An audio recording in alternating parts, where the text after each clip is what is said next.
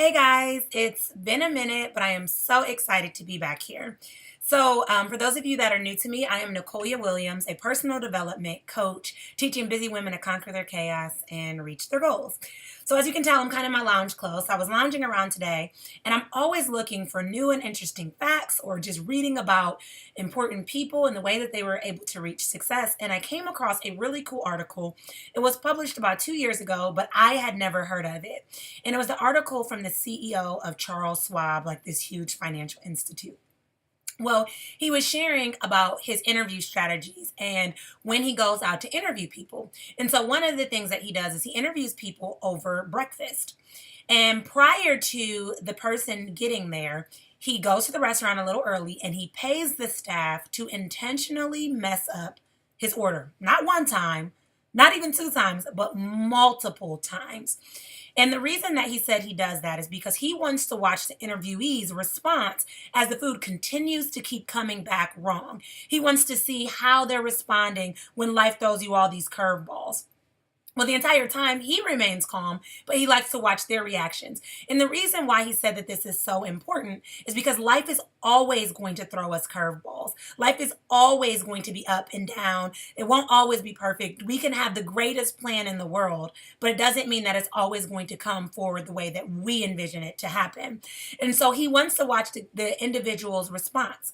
Another thing he says he does is he asks them questions such as, what are your greatest successes in life?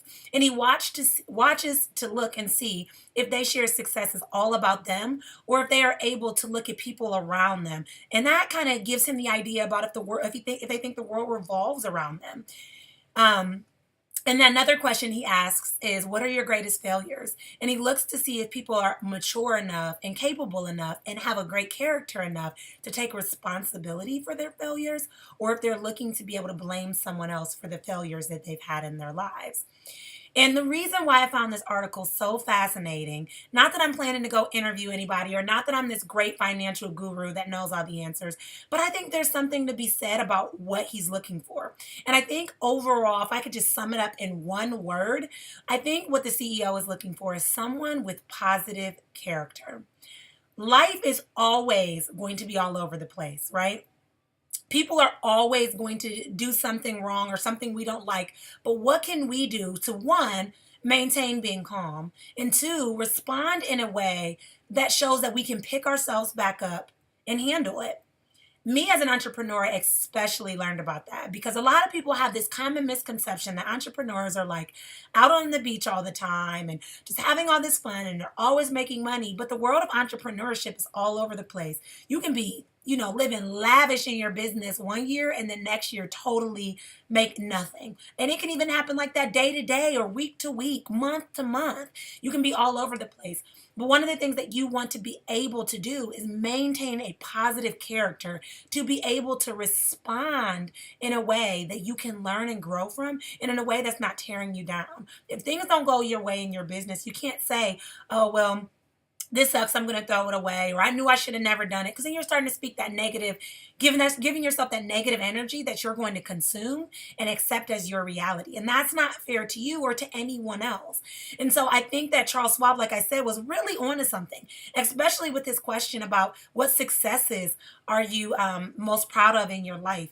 We all have successes that we're most proud of, but I think the people that are so consumed with their own successes or the way in which their success benefits them are the people that are really limiting themselves and not realizing how powerful they are.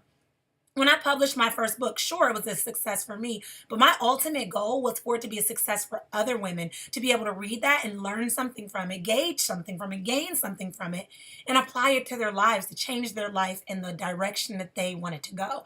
Not just something that was going to be beneficial or helpful or something that was exciting for me, but for other people. And so, same thing with failures. Like, I can sit up and blame people every day, right? For me letting different people in my life and things not going the way, or me hiring certain people and them not following through.